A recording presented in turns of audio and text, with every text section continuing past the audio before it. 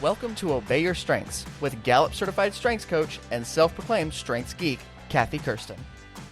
Hi there, Strengths fans. Welcome back to another episode of Obey Your Strengths with Kathy Kersten. Today, my guest is Wendy Brand. Hi, Wendy. Hello, how are you? I'm wonderful. So wonderful to see you. How are you doing? I'm doing great.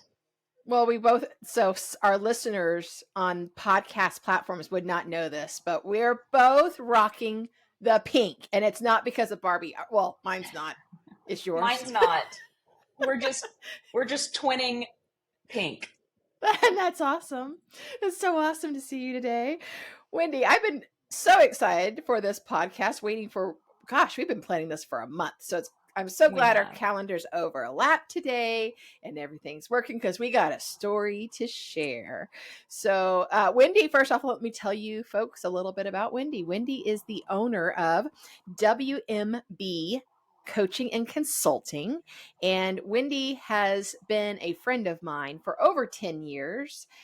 We both got the opportunity, our paths crossed at Rackspace. We got the opportunity to learn about our strengths at Rackspace, got to work alongside each other in the HR department at Rackspace. But that's not really what our story is about today. We're going to talk about where Wendy's been since then and what she's discovered about her strengths. Wendy, tell me a little bit about your consulting business, and then I want to hear your top 5 strengths. Yes, wonderful. Well, it's a new business for me, just started within the last 8 months, and I am working with companies to really look at their talent strategy, talent development. I provide coaching. So really looking at the overall culture and seeing where I can provide input and guidance.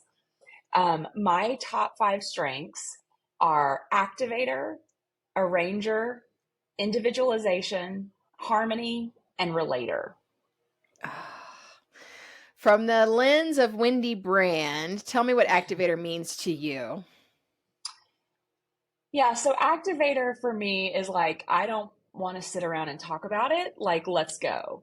That's pretty much the theme of my career and even my personal life. Get going. Okay, what Yes. about Arranger? What about Arranger? Tell me about that one. Ooh, I love this one. This one really, for me, I take pride in as a leader. And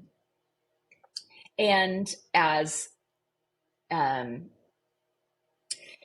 Arranger really for me is where I am arranging for maximum productivity. So any project I'm on or any program we're running, I'm really looking for the best way that things work. Mm-hmm. And that's where my Arranger hat really comes in. And I'm sure it's emboldened by your individualization. Tell me about that side of you.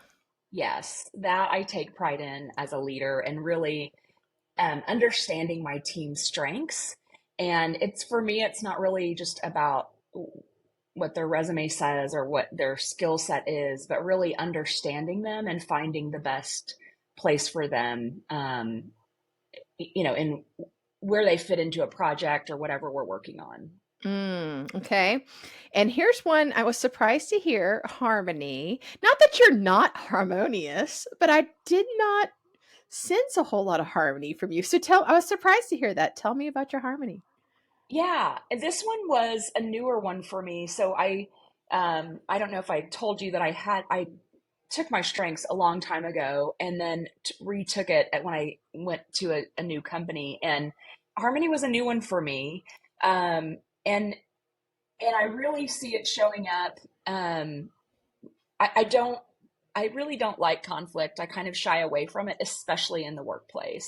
So, politics, like all of that stuff, in my opinion, stays out of the workplace. But where this really showed up for me, and I think it was really prevalent in a particular working situation that I was in when I took the strengths test, and there was a situation at work where a coworker and I were really butting heads, and I was really having to lean on this strength a lot.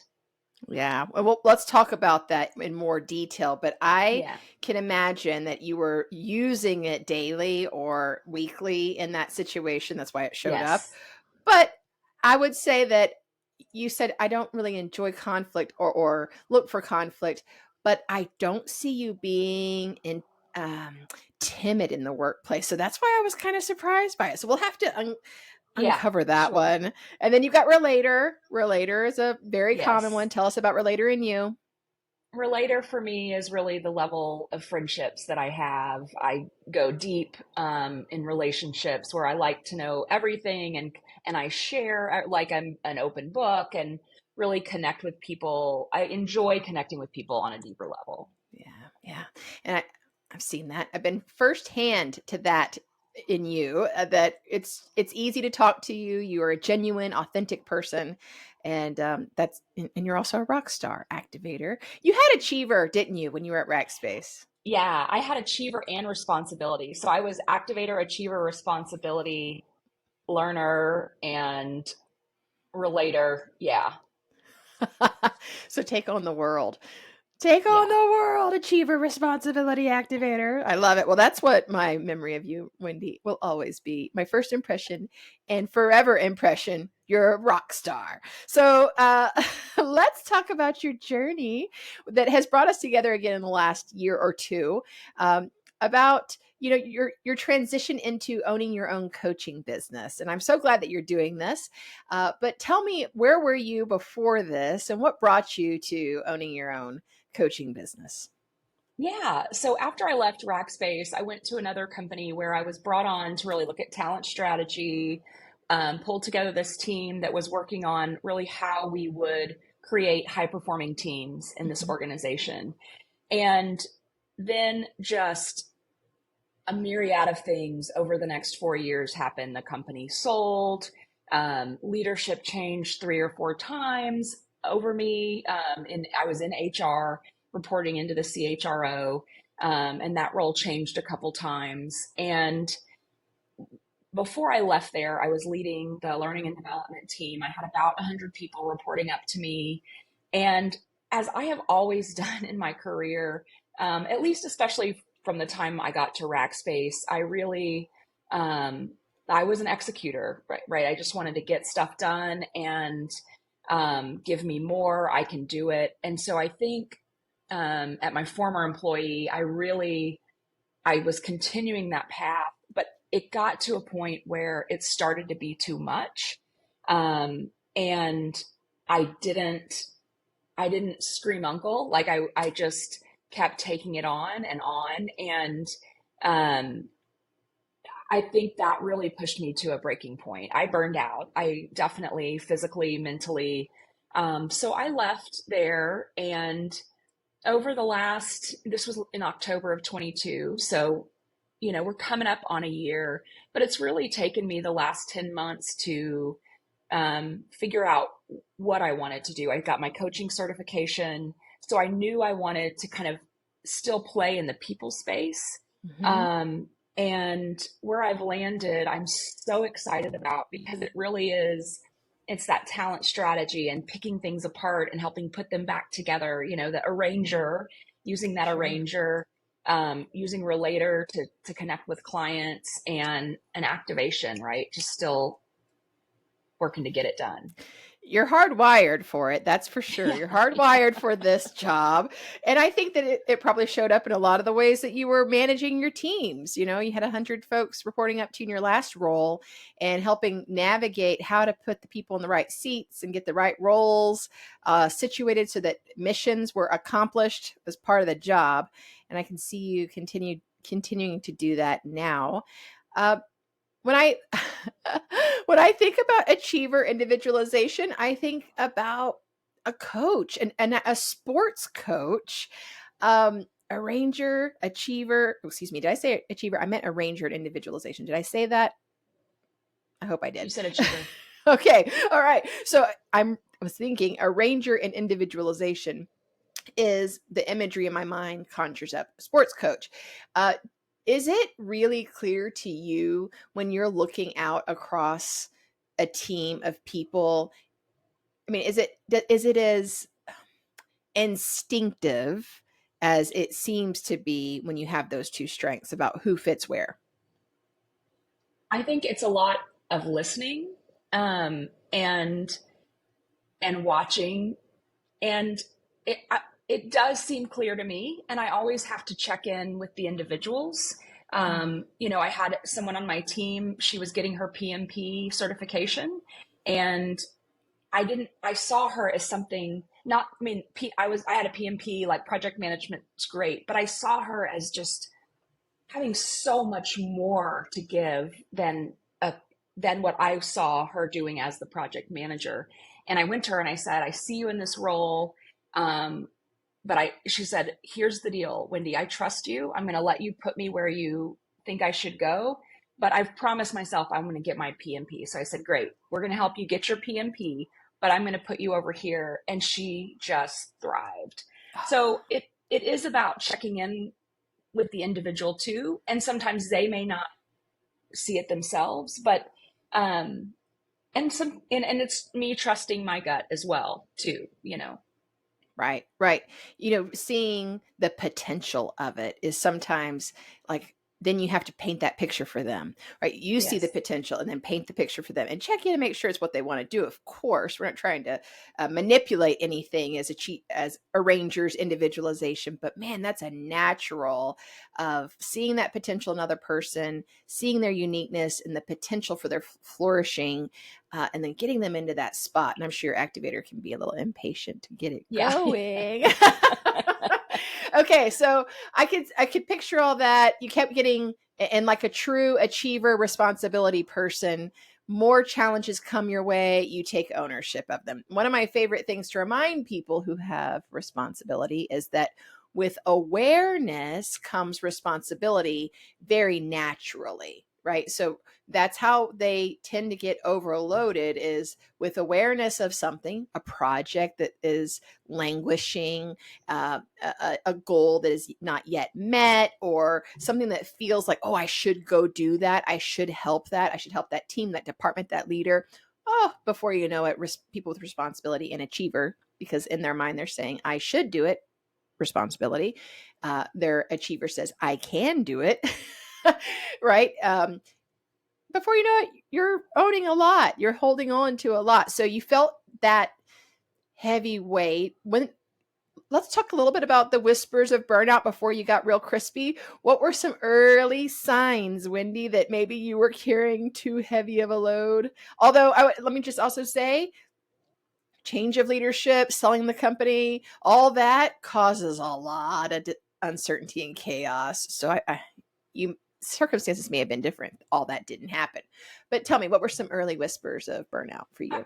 I think you kind of nailed it with responsibility and feeling like I can do, and I want to do. And I think for me, so when I first got the promotion that gave me that entire team, I rented an apartment to be closer to the office. So I was there on the weeknights because it was that important to me that I was going to do a good job. No one had ever had this scope of this team before. I was the first one in the company to have this great scope. And so I felt the responsibility to really knock it out of the park. And so I invested a lot. It was taking a toll a little bit on my family life. My husband's super supportive, but it's natural if I'm not coming home on the weeknights, and then even on the weekends when I was home, I was still carving out some of Saturday and some of Sunday to work. And so what happened for me, it wasn't until there were physical issues. So the exhaustion was there, but I was pushing through, Yep. Tenacious. And yes. And it wasn't until I received a diagnosis of an autoimmune that was caused from chronic stress that I had to just stop, look internally and say, okay, Wendy, is this serving you, right? It doesn't matter how much money I make, what my title is. Like, at the end of the day, I want to be healthy. Because the most important thing is my family and my personal life. And so I really had to just kind of recheck and rebalance. And I raised a flag a little bit. But, to be fair, I think my ego. Like I didn't want to say, I can't do this anymore. So the whispers were really, I was ignoring the whispers until I had the physical diagnosis. And don't we all ignore the whispers sometimes because we perhaps anticipate that relief is coming, whether it's like hiring the next person underneath you, that empty chair that's really causing Yes. pain, or you're going to get through that next event or that next business quarter or whatever. We can ignore the whispers.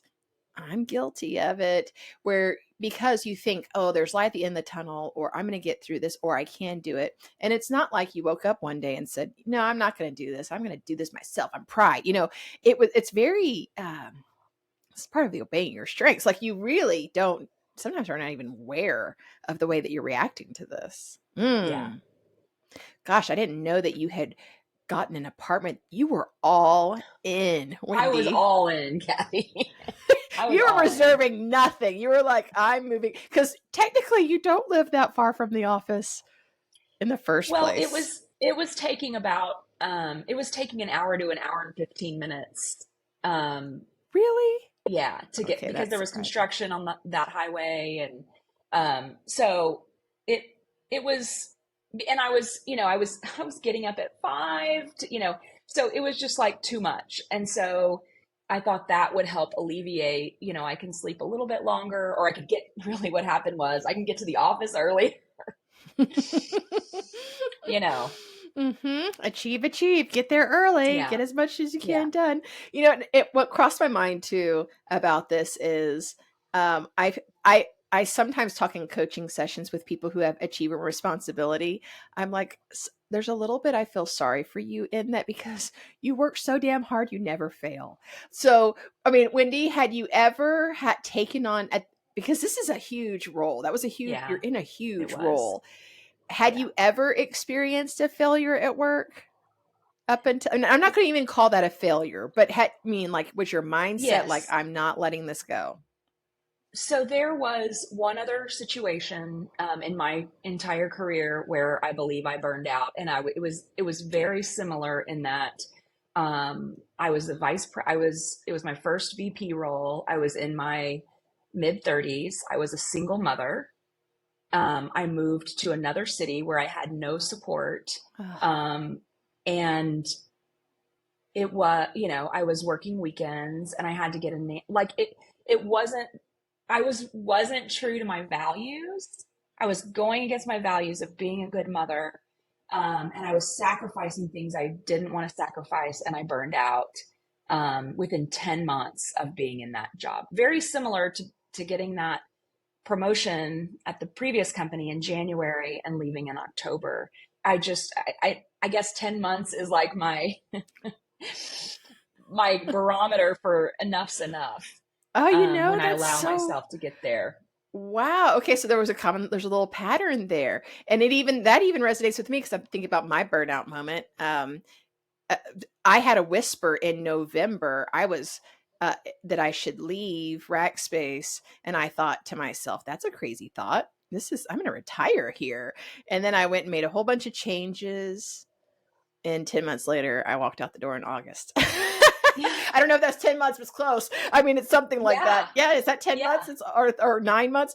It was literally, and that was a painful 9 months. If I would have left when I heard the whisper of which I believe is, divine intervention whispering, like the Lord whispering to me, Wendy, if I would have walked out, I would have had a totally different experience.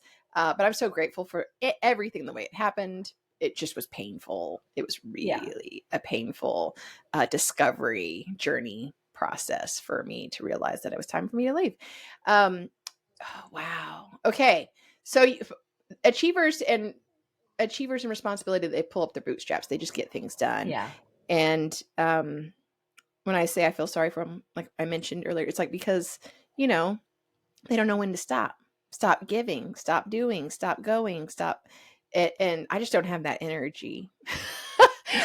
out those strengths. So anyway, let's talk about the harmony situation if we could. Yeah. Harmony, for those who, because I'm trying to think, have I had many people on my podcast with harmony? Let me just kind of debrief harmony for those who are listening who may not have it in their top 5. Harmony is a consensus builder. So many times they're a bridge builder. They enjoy harmonious relationships. They're not necessarily scared or fearful of conflict. They just don't enjoy it. And I often have met people who are surprised that they have harmony in their top 5, and they say, really, I just don't want to waste energy about fighting on things we'll never agree with. So it's not like they're like kumbaya, they're not really peace-loving hippies, but they just don't want to waste energy on fighting over things that we're never going to influence each other on. Okay, so Wendy, you said you alluded to a difficult relationship. Tell us a little bit more about that and why your harmony was kind of come into play. Yeah, it's interesting because so from the moment that I arrived at this company, it was a newly formed team, and this colleague of mine had been at the company for years. So he'd been there forever. He was on this new team with me. We were kind of dividing up work, and I felt like anytime I brought up, well, why don't we do this? He would be like, well, no, we do the things this way. This is how we do it. And just immediately I felt conflict. And so it got so bad, Kathy. I've never, I don't go to, I've been in HR, but I don't go tell a business partner this is happening but this got so bad that I had to tell somebody, because I really, I felt like I needed a therapist. I was like, I don't know how to work through this conflict. It's too much conflict to be happening at work. And that harmony was like, I don't have time for this. This is not I'm not trying to be best friends with you. This is my path. This is yours. And the leader at the time honestly wasn't doing a great job of saying, Wendy, here's your roles and responsibility, and here's your roles and responsibility. So there was overlap, and it was confusing. And we had teams under us that were looking to us for guidance. And so it really came to a head when our leader was let go, and our leader left the company, and we were kind of elevated to carry this team forward. And so I knew just how important that was, that these people had someone to look up to, and us, fighting was not good for anybody. And we all worked in this big room. It was all these white tables, and we're just all in this open space. And we had butted heads on something, and I got up to walk away, and he walked up behind me and he put his hand on me, and I lost it. Just the physical act of that was really, so we ended up getting separated. They moved him to another department, but that harmony, it was it hit me to the core. And we've talked since, and now we're friends. I think there was just so much uncertainty in our roles, and we were both trying to figure it out and take responsibility. That it got out of control. Wow. So you were, when you say separated, he went to a different department, and then you absorbed his team, or how did that work? No, they split out his work. It was a team that didn't necessarily have to be in HR. And so they moved that team out. And then that was actually a year before I got that big promotion.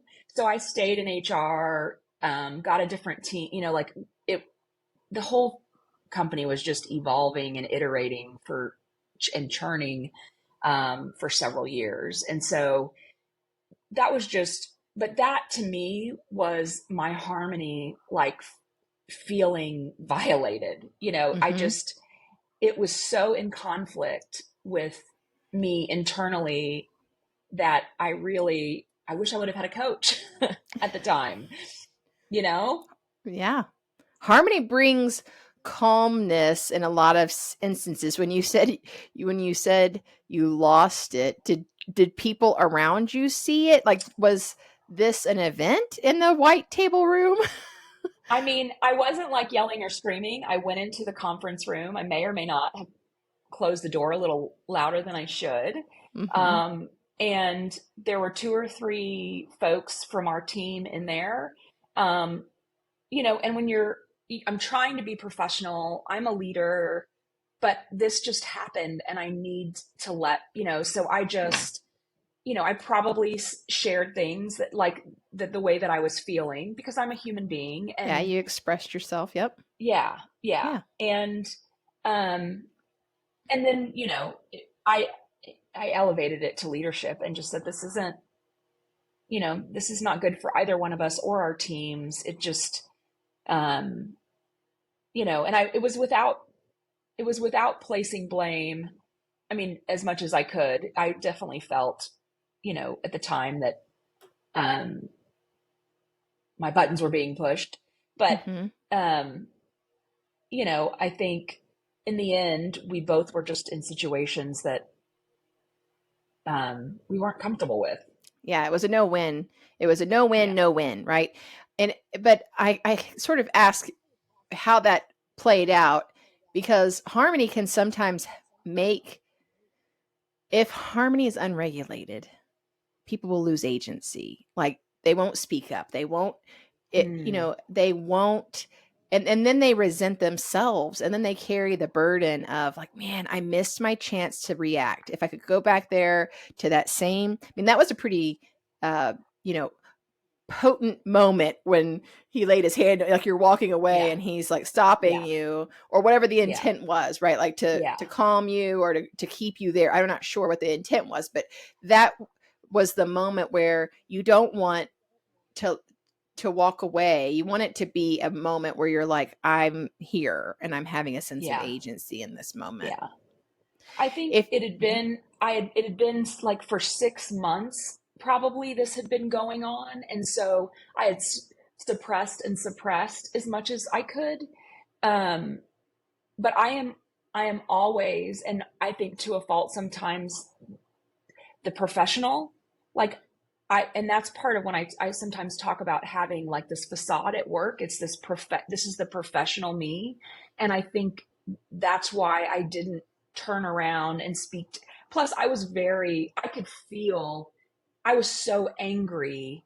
I could, I didn't want my temper. I was trying to be professional. It was all I could do to make it into the conference room and close the door so that I didn't, like turn around and start screaming or, Yeah. You kept your composure. Yep. Okay. Yes. Well, harmony is a great strength. You can see yourself building consensus, but I can see where your harmony gets turned up. Funny. This is a sidebar, but you might laugh at it because when in 2007 or 8, I don't know, it was a long time ago. I was really on fire for StrengthsFinder and I really wanted my husband to take it. And I brought him home a book and I'm like, here's a code, take the StrengthsFinder. And he didn't do it and he didn't do it and he didn't do it. And then one day and we were probably married for about 4 or 5 years. I reminded him about how he was never doing the things I asked him to do, including take the StrengthsFinder. So he grabbed the book, he marched upstairs to the computer room, took the test, and he brought me his top 5. And he's like, here. And it had harmony in the top 5. And I'm like, you don't have harmony. You're just trying to say that you have harmony because we're in a fight. You took an assessment during a fight. I don't actually know technically if that will influence the assessment, but he's taken it again since then. Harmony is not in his top 5 this time around, Wendy. So I wonder if he was leaning into his harmony that day too, just like you think you were in that experience. Okay. Well, can we talk also about Relator and trust, right? And I think that plays really important. into a relator's life at work, your balance, your happiness is that you are working hard with friends, that you have trust at work, that you trust your leader, you trust your peers, you trust the people that report to you. So talk to me a little bit about Relator. And then maybe even if you have, any insights to your new clients, like how you're building trust. Let's just kind of talk about Relator. Yeah, it's really one of my favorites because it just, from the beginning, the first time I took the test, it really rang true to me in how I build relationships and how much that trust is important in my relationships. And so I think it shows up for me a lot, like you said, with my teams and building that trust. And really, that one-on-ones are so important to me, connecting one-on-one so that you understand them and they feel like, they feel that connection with you. And then I think, it's been in the new role, it definitely has, working with clients. And I just met with someone yesterday with the leadership team, and I spent the whole time just listening. And that brings me so much joy. And they were like, I listened and I took away from that, 5 things where I can help them. And I repeated it back to them and I said, I'm hearing this, this, this, this, this. This is how we can work together. And they were like, yes, do all of those things, and so really making that connection, listening, connecting the dots, and building that trust. And, of course, as you know, in getting clients, a lot of times in the beginning, it's people that already know you. Yes. And this is a woman that worked for me 20 years ago, and she's now in a position of power with her own, running her own organization and wants to bring me in. So it's, I think it can take you full circle. Mm-hmm. Oh, for sure. That genuineness too. And that's why, honestly, I because you're such a good relator, because you make people feel heard, because you ask great questions, insightful questions, that you're not, I don't know, I've never perceived you as being, and again, I think I said timid earlier, and that's why I'm doing it again, timid in entering in challenging conversations. Like I remember, that's just what I feel about you, Wendy, is that many times we'd be sitting in a conference room and we would be talking about some kind of hurdle or obstacle on an HRS system, how to roll something out. And you're trying to help us all come see eye to eye so we can move this thing forward and turn red lights into green lights. And you just, it always felt like you had everyone's best interest at heart and that you were very transparent about the hard. I don't know. I just love your relator. Well, and that reminds me, Kathy, too. I think for a while, I saw part of that as a negative because I feel like I always see both sides. It's really hard for me to have an opinion on something because I understand what you're saying and I understand what they're saying. And so let's pick the best pieces of that where we can come together and agree, so that we can move forward. Activator, Mm-hmm. Yeah, exactly. So I think, yeah, I remember those meetings with the HR team, and some of them didn't feel friendly to start, No. and we had to get to the bottom of things to move forward. Yeah, so you're right in that way. I feel like I didn't shy away, because I knew what that ultimate goal was. I had a goal in mind, Mm-hmm. Mm-hmm. Talk about trust with your leader. How important is it that you're in alignment with your leader? That's I know not in this everything. role. I mean, you're the owner now of this, right? So you're the leader. But in previous, how important? Because I know Yeah. there's relators that are listening to this thinking like, right now, I can't trust my boss. I don't know how to feel about that. Do Yeah. you have any anecdotes about that? That can be a real, um, that's a real problem, I think, if there's not trust with your leader, because as a relator, one of the very first things I do when a new leader comes in is I try to connect with them, not to kiss up or to try to win favor, but to make them feel comfortable. and for them to get to know me better, because we're going to have this working relationship. And so there's only been one instance, and there's only been one instance where that wasn't reciprocated. And it felt, we all have a sense of if something's authentic or not. And the connection wasn't feeling authentic to me. And that relationship didn't last. So it's very important to me. That's a great question. Mm-hmm. Well, you have to feed it, right? And so if the person's not naturally gifted at connecting with you, you got to go get it. You got to, like you said, make the leader feel comfortable so you can learn more about them, so that they can learn more about you, because the ultimate goal for Relator is to be known and to know others. And that one-on-one relationship is the bind that you need to feel like you're showing up at work every day, doing your best work, that you can trust the person. Requires you to know the person and to relate to the person. Wendy, this is really good. We've gone through deeply a lot of your top 5. This is the Obey Your Strengths podcast, though. So I want to ask you, out of all your wonderful top 5 strengths, which is one that you have to obey, that you can't turn off, that you have to be in alignment with? Which one is it and why? Yeah. There's 2 that just really pull me.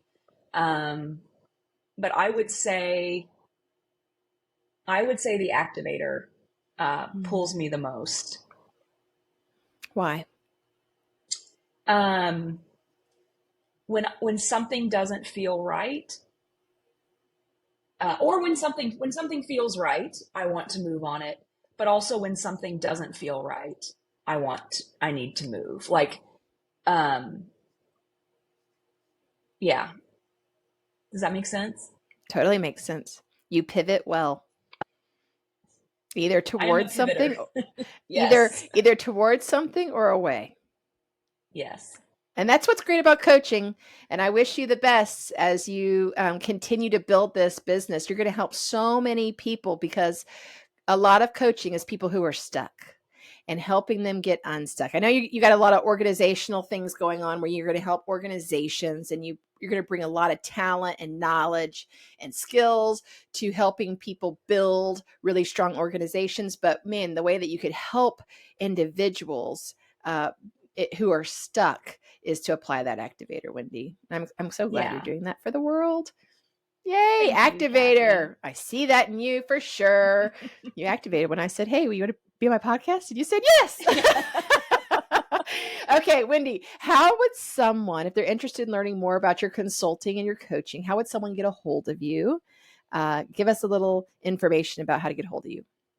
Yeah, so my website is WMBcoaching.com. And then you can email me directly at wendy@WMBcoaching.com. Okay, plug your podcast. Let's hear your. She's a podcaster too. Yeah, that's right. What's the name of it? Authentic Energy. And I am on every platform. You can find me on Spotify, Apple, all the places. Perfect. And I may have been on an episode. So yes, if you want to hear Kathy, if you want to hear the other side of this, you can listen to the Authentic Energy podcast. Awesome, Wendy. Well, thank you so much for being a part of the Obey Your Strengths podcast. I wish you the best. Take care of yourself. Thank you for having me, Kathy. I appreciate it. It was fun. You bet.